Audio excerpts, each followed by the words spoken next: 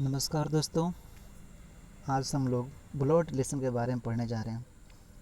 ठीक है, blood relation जो कि एक रीजनिंग का पार्ट है, ये हमारे लिए बहुत ही महत्वपूर्ण पार्ट माना जाता है क्योंकि इससे परीक्षाओं में अक्सर प्रश्न पूछा जाता है। तो इसको हम लोग पढ़ना शुरू करते हैं। दोस्तों, इस अध्याय के अंतर्गत परीक्षार्थी को दो या दो से अधिक व्यक्तियों के संबंधों में विवरण दिया जाता है। हमें इस विवरण के आधार पर उन व्यक्तियों के मध्य संबंध ज्ञात करके पूछे गए व्यक्ति का संबंध ज्ञात करना होता है। रक्त संबंध, जिसे हम इंग्लिश में बोलते हैं ब्लड रिलेशन। रक्त संबंधी प्रश्नों में निपुणता के लिए व्यक्तियों को आपस में जो संबंध बनता है उसे किस नाम से जाना जाता है, इस तथ्य का ज्ञान होना आवश्यक है। अग्रांकित सारणी में इसका विवरण दिया गया है। ठीक है, हिंदू संस्कृति के अनुसार रिश्ते माँ या पिता का पुत्र श्योर भाई कहलाता है, माँ का भाई मामा। ठीक है, माँ या पिता की पुत्री बहन, पिता का छोटा भाई चाचा, पिता की बहन बुआ, बुआ का पति फूफा, माँ का पिता नाना, पिता का पिता दादा, माँ के माँ नानी।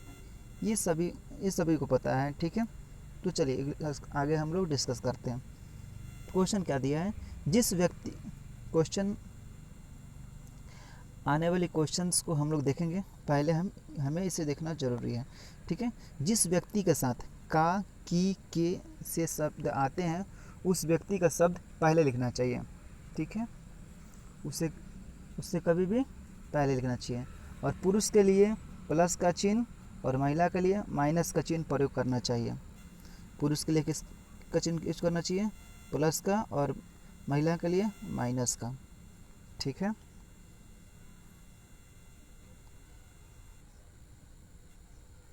नेक्स्ट हम लोग देखते हैं, रिश्ते के प्रश्नों में अधिकांशतः प्रथम और अंतिम व्यक्तियों का संबंध ज्ञात करना होता है। इसके लिए अग्रांकित बिंदु ध्यान में रखने चाहिए। और यदि पूछे गए प्रश्न में दोनों व्यक्तियों के साथ का तथा से शब्द आते हैं तो हमेशा उस व्यक्ति का संबंध ज्ञात करना होता है जिसके साथ का शब्द आया हो। उदाहरण, राम का श्याम से क्या संबंध है। इस वाक्य का क्या अर्थ है कि राम जो है श्याम का क्या लगता है। यदि पूछे गए प्रश्न में दोनों व्यक्तियों में से किसी एक व्यक्ति के साथ का अथवा से शब्द आता है तो हमेशा उस व्यक्ति का संबंध ज्ञात करना होता है जिसके साथ ये दोनों शब्द नहीं आए हो। एग्जाम्पल के लिए, श्याम राम से किस प्रकार संबंधित है।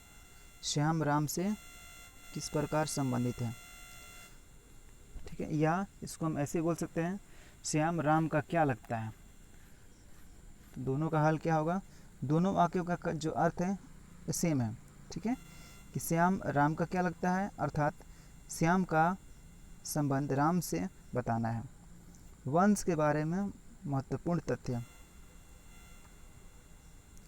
पीढ़ी देखिए, जैसे दादा नानी, दादा नाना सास दादी नानी, पिता चाचा फूआ मामा मौसा फुफेरा ममेरा मौसेरा भाई ममेरी। ठीक है, स्वयं बहनोई साली का पति, साला देवर जेठ देवनोई पत्नी, भाभी साली की पत्नी, पत्नी ननद, पुत्र भतीजा भगनी, दामाद पोता पोती या नतिन का। इस वंश क्रम के आधार पर प्रश्न को हल करते समय अपने आप को मध्य में रखकर दो पीढ़ी ऊपर तथा दो पीढ़ी नीचे का ध्यान रखना चाहिए। चलिए एग्जाम्पल के लिए मैं बताता हूँ। जैसे हर क्वेश्चन में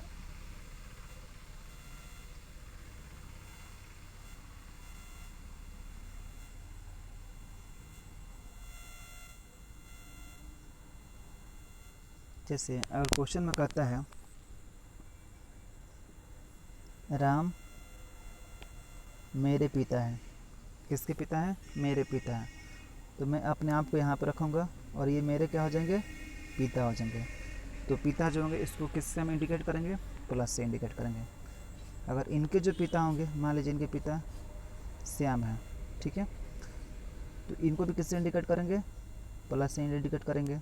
ठीक है, टी हमारे राम जो हो गए ना, ये फादर हो गए और ये इनके फादर हो गए। तो इसके अकॉर्डिंग ये एस जो है ना, इनके अकॉर्डिंग मैं क्या लगाऊंगा, पोता लगाऊंगा, और मेरे ये क्या हो गए, दादा हो गए, और मेरे राम क्या हो गए, पिता हो गए। तो जब अपनी जनरेशन लिखना होता है, जैसे मैं यहाँ पर हूँ और मेरी यहाँ पर पुत्र हो गया।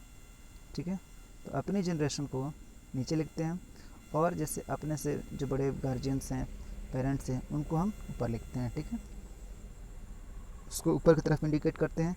जैसे अगर हमारी मम्मी आ गई तो मम्मी कहाँ पे आएंगी, यहाँ मैं हूँ तो यहाँ पर मम्मी आएंगी राम के बगल में। जैसे मान लिया यहाँ पर सीता, तो ये जो राम है और सीता, ये दोनों क्या हो गए, पति पत्नी हो गए, और ये हमारे मम्मी हो गए, और इनके हम क्या हो गए, लड़के हो गए। ठीक है, चलिए आगे की तरफ हम लोग मूव करते हैं। समझ में आ गया होगा।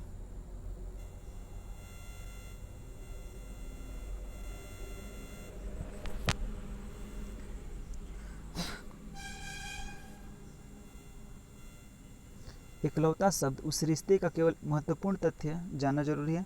एकलौता शब्द उस रिश्ते का केवल एक व्यक्ति होने का संकेत करता है। एकलौता पुत्र का अर्थ क्या है, पुत्र तो केवल एक ही है, एक है, पुत्र और भी हो सकती है। एकलौती पुत्री का अर्थ है पुत्री तो केवल एक है, पुत्र और भी हो सकते हैं। एकलौती संतान का अर्थ है केवल एक ही संतान, चाहे वो पुत्र हो या पुत्री। रिश्ते संबंधी प्रश्नों को हल करते समय अंग्रेजी अनुवाद को भी पढ़ लेना चाहिए, जिससे समान स्तर के रिश्तों के हिंदी अनुवाद करने से होने वाली गलतियों से बचा जा सकता है। कई बार परीक्षक नाती या नतीन के स्थान पर पोता या पति, मामा के स्थान पर चाचा और चाचा तथा भांजा भांजी के स्थान पर भतीजा भतीजी भी देता है। तो इन शब्दों को सही माना जाना चाहिए। पात्रों के अनुसार लिंगों का निर्धारण कर लेना चाहिए। जिस पात्र का निर्धारण नहीं हो सका वो उसके रिश्ते के बारे में स्पष्ट घोषणा नहीं की जा सकती है। इस प्रकार के प्रश्नों के पात्रों के क्रमशः रिश्ते दिए जाते हैं और उनसे किन्हीं दो रिश्तों के बारे में पूछा जाता है, जिससे हम निम्न विधियों की सहायता से आसानी से ज्ञात कर सकते हैं। प्रश्न को हल करने की विधियाँ। पहला विधि, मुख्य पात्र स्वयं। पहले जब भी हम रीजनिंग क्वेश्चन सॉल्व करेंगे तो सबसे पहले अपने आप को ले लेंगे, उसके आधार पर हम लोग आसानी से क्वेश्चन सॉल्व कर सकते हैं। ठीक है, इसमें जो मुख्य पात्र खुद को ही मान लेना चाहिए, जिस पर प्रश्न आधारित होता है, फिर बाकी पात्रों का रिश्ता अपने ऊपर लागू करके देख लें। इस प्रकार हल करने से प्रश्न आसानी से और शीघ्रता से हल होता है। दूसरी विधि जो है वह आरेख विधि द्वारा। इसमें पात्रों को तीर लगी रेखाओं से क्रम से जोड़ते हैं और तीर के निशान पर उसका पूर्व के पात्र से रिश्ता लिखते हैं। ठीक है, जैसे अरुण जो है ना रोहित का पिता है, रोहित माला का भाई है, माला दिलीप की पत्नी है। दिलीप का रोहित से क्या संबंध है। देखिए पहली विधि, माना कि दिलीप आप स्वयं हैं, माला आपकी पत्नी हुई, माला का भाई रोहित आपका साला हुआ, अतः आप रोहित के जीजा लगेंगे। ठीक है, और दूसरी विधि जो है ना आरेख विधि। जैसे क्वेश्चन क्या है हमारा, अरुण जो है रोहित का पिता है। अरुण, जैसे ये क्या हो गया, अरुण। ठीक है, अरुण किसके पिता है, रोहित के पिता है। अरुण किसके पिता है, रोहित के पिता है। ठीक है, रोहित जो है ना किसका भाई है, माला का भाई है। किसका भाई है, माला का भाई है। ठीक है, और माला जो है वो किसकी पत्नी है, दिलीप की पत्नी है। तो ये क्या हो गया, पति पत्नी हो गए। ठीक है, देखिए क्या कह रहा है, दिलीप का रोहित से क्या संबंध है।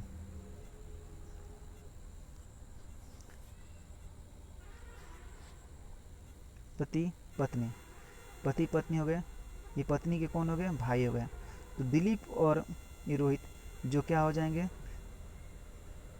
ये हो जाएंगे, ये रोहित जो है ये यानी वाइफ के भाई क्या कहलाता है, साला कहलाता है। ठीक है, चलिए नेक्स्ट देखते हैं हम लोग।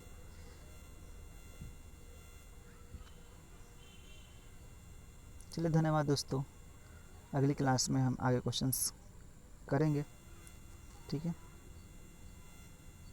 या चलिए एक क्वेश्चन कर ही लेते हैं, उसके बाद क्लास एंड करते हैं। ध्यान से देखिए क्वेश्चंस को। एक व्यक्ति ने एक महिला से कहा, तुम्हारी माँ के पति की बहन मेरी माँ है। व्यक्ति का महिला से का संबंध है। पहली विधि क्या है, मानिए कि महिला जो है ना आप स्वयं है, और आपकी माँ के पति क्या होगा, आपके पिता हुआ, ठीक है। जिनकी बहन क्या होंगी, आपकी बुआ होंगी। अतः आपकी बुआ उस व्यक्ति की माँ है, अर्थात वह व्यक्ति आपके बुआ का लड़का आपका क्या होगा, फुफेरा भाई होगा। क्या होगा, आपका फुफेरा भाई होगा, ठीक है। और एक विधि से भी देख सकते हैं हम लोग, ठीक है। यहाँ पे क्वेश्चंस दिए गए हैं, इस क्वेश्चंस को हम लोग सॉल्व करेंगे, बाकी सब डाउट्स भी हमारा क्लियर होते जाएगा, ठीक है। ठीक है, इस 5 क्वेश्चंस स्क्रीनशॉट ले लीजिए और इसको आप लोग करिए घर पे। Thank you so much for join this session.